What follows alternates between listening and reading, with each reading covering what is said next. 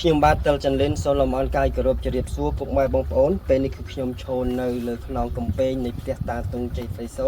ហើយនៅក្នុងវីដេអូនេះផងដែរខ្ញុំសូមបង្ហាញអំពីព្រះខ័នដែលខ្ញុំទើបតែផលិតរួចបាទនេះគឺជា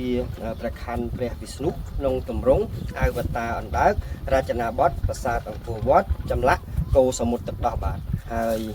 ក្នុងវីដេអូនេះផងដែរគឺខ្ញុំសូមបង្ហាញអំពីព្រះខ័ននេះគឺធ្វើអំពីដែក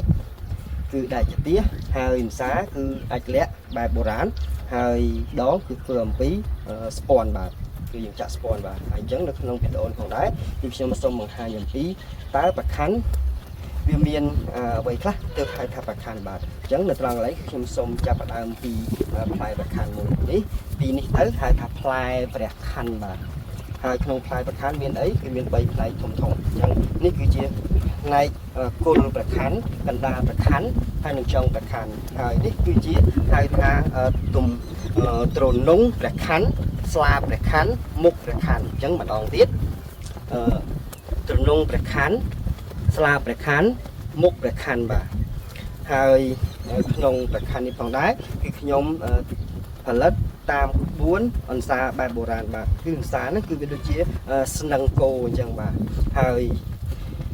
ចូលដល់ដងវិញដងនេះត្រង់កន្លែងនេះគេហៅថាតូលកន្លែងខ្ញុំកាន់ហ្នឹងហៅថាតូលតែបើសិនជាដងវែងយើងអាចកាន់ដៃពីរហៅថាតូលដូចគ្នាដែរគឺតូលសម្រាប់ដែលយើងកាន់ដៃពីរបែបនេះបាទប៉ុន្តែ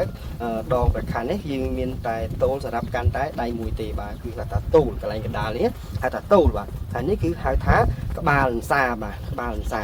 ហើយត្រង់កន្លែងនេះហៅថាក្បាលអន្សាផ្នែកខាងលើបាទក្បាលអន្សាផ្នែកខាងលើហើយព័ទ្ធជុំវិញគឺយើងអាចហៅថាឆ្វេងស្ដាំក្បាលហើយក្នុងអន្សានេះគឺមានពងអន្សាមួយសម្រាប់បញ្ចុះអន្សាហ្នឹងឯងបាទគេហៅថា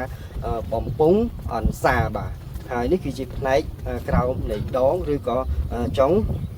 នៃដងព្រះខ័ណ្ឌនេះបាទអញ្ចឹងនៅក្នុងវីដេអូនេះខ្ញុំមានត្រឹមតែប៉ុណ្្នឹងទេសម្រាប់ជូនពុកម៉ែបងប្អូនក៏ដូចជាទិន្នន័យថ្មីមួយសម្រាប់អត្តសញ្ញាណជាតិខ្មែរដែលខ្ញុំទើបតែផលិតបាននេះបាទហើយខ្ញុំក៏សូមអរគុណចំពោះការតាមដានវីដេអូនេះរបស់បងប្អូនហើយនឹងពេលវេលាមានតម្លៃរបស់បងប្អូនផងដែរបាទហើយចំពោះប្រខ័ណ្ឌនេះគឺខ្ញុំផលិត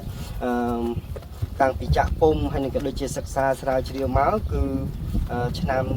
2004គឺយើងចាប់ផ្ដើម2024ខែ1បាទ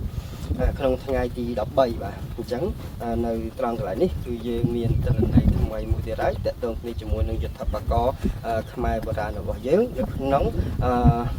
ព្រះខ័ណ្ឌព្រះវិស្ណុអវតារអណ្ដើកនៅក្នុងរឿងគោសមុទ្រទឹកដោះបាទជាចុងក្រោយខ្ញុំបាទសូមគោរពអរគុណហើយក៏សូមជូនពរដល់ពុកម៉ែបងប្អូនរកស៊ីទទួលទានមានបានហើយសូមឲ្យវីរៈកងទ័ពទាំងអស់មានសុខភាពមាំមួនខ្ញុំបាទតិលចន្ទលិនសូមលំអរកាយគោរពជម្រាបលាបាទ